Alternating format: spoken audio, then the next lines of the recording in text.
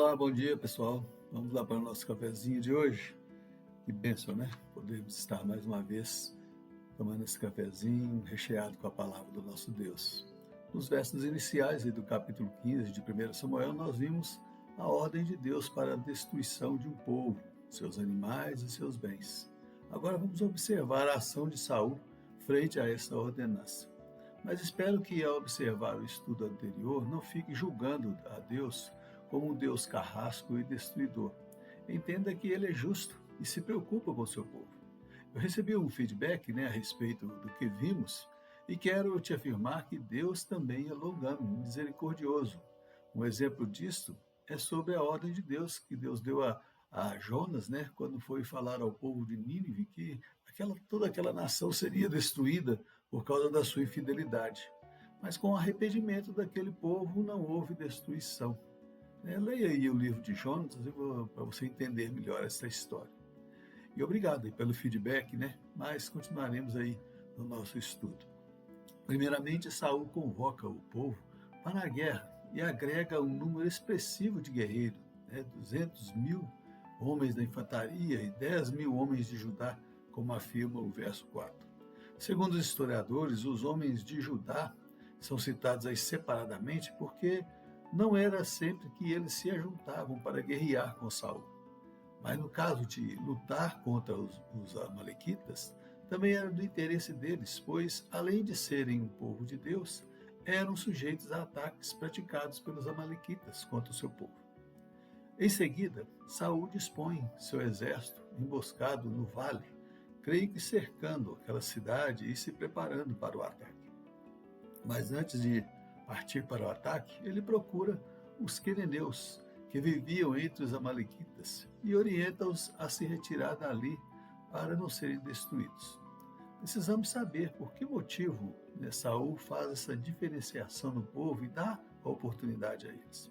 Quando lemos o livro lá de Êxodo a respeito da retirada do povo de Deus, vemos que Moisés matou um egípcio e teve que fugir para as terras de Midian. Na sua fuga, ele defende algumas mulheres dos pastores que chegaram ao poço ali, onde estavam retirando água. Uma delas é chamada Zípora, filha de Jetro, que passou a ser sua esposa, e Jetro seu sogro. Os queneneus eram um povo nômade que viviam em clãs na terra prometida, na terra de Canaã, e tiveram um papel importante na formação da religião dos hebreus. Jetro, sogro de Moisés, era da linhagem deste povo. Vimos anteriormente que Deus manda destruir os amalequitas por causa do ataque que fizeram contra o seu povo quando estavam fugindo lá no deserto, registrado no capítulo 17 de Êxodo. Mas quando você olha lá no capítulo 18 de Êxodo, nós vemos que Jetro e seu povo acolheram o povo de Deus quando eles estavam ali no deserto. Saul, conhecedor dessa história do seu povo, ele certamente reconheceu os feitos dos antepassados daquele povo e resolveu dar a oportunidade para que eles não fossem destruídos. Isto em gratidão pelo que fizeram aos seus antepassados, como diz aí no final do verso 6. Porque vós usaste de misericórdia com os filhos de Israel quando subiram ao Egito. Após a saída daquele povo, diz o verso 7, que Saul partiu para o ataque e derrotou os amalequitas. E quando afirma aí, desde Avilã até chegar a Sur, que está diante do Egito, creio que o autor ele está querendo enfatizar a extensão ou o tamanho da vitória de Saul, que abrangeu aquele grande território dos amalequitas. Mas vamos estudar posteriormente que nem todos os amalequitas foram destruídos. No capítulo 27, verso 8 e 30, verso 1, veremos o surgimento de parte deste povo novamente entrando em combate com o povo de Deus. Possivelmente, alguns deles podem ter escapado aí do combate, nem sem que o exército de Saul percebesse. Mas agora vem um ponto.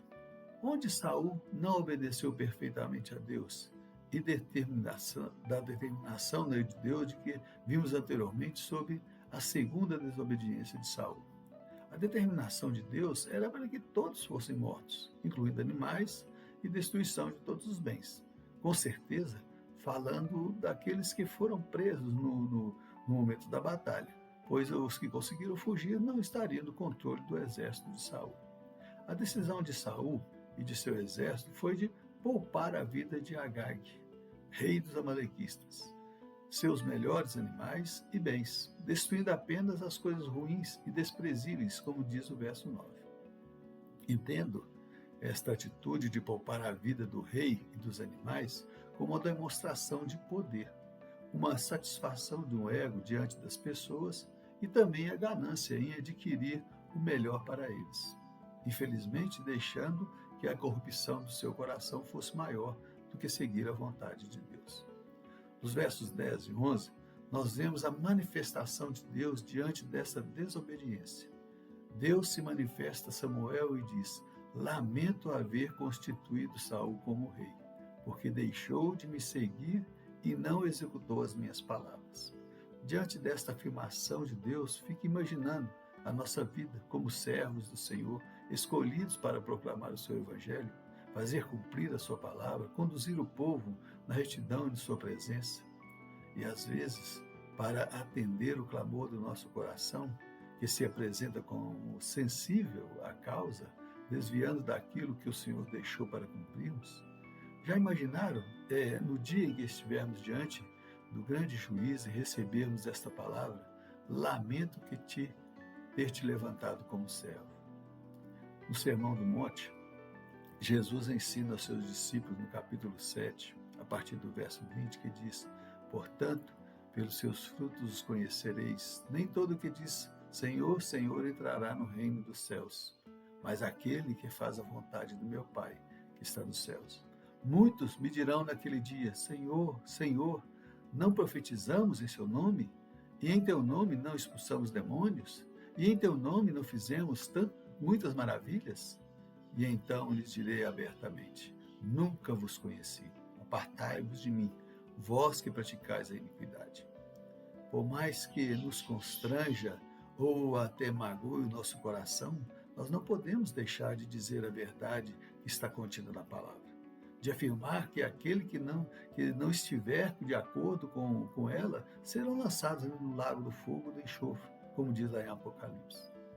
Não permita que na sua vida aconteça como aconteceu com Saul, mercantilizar a palavra do Senhor, buscando os seus próprios interesses. Tem uma passagem registrada lá no livro de Ezequiel, capítulo 34, a partir do verso 1, que fala sobre o cuidado que deve ser dispensado às ovelhas do Senhor ou ao seu povo. Através de Ezequiel, Deus fala ao povo: ai dos pastores de Israel que apacentam a si mesmo. Comeis a gordura, vestivos da lã e degolais o cevado, mas não apacentais as ovelhas. Isto é só um exemplo do que está dito lá. Mas se você quiser, leia mais, tome conhecimento da sua responsabilidade. Esta palavra nos adverte, pois somos servos de Deus e responsáveis em proclamar a palavra que levará as pessoas a reconhecerem Jesus como seu único e suficiente Salvador. Pois estas pessoas que estão por aí sem o conhecimento são como ovelhas perdidas que não têm pastor. Quando chegar o dia do relatório, o que diremos ao Senhor? Samuel agora será um instrumento de Deus, para admoestar a Saul, como veremos posteriormente. Talvez você possa ser este instrumento do Senhor para admoestar alguém que não esteja em concordância com a palavra. E caso isso aconteça, não desvie de sua responsabilidade, pois, como diz a palavra, no dia do juízo, esta pessoa será condenada e o sangue dela será requerido de você.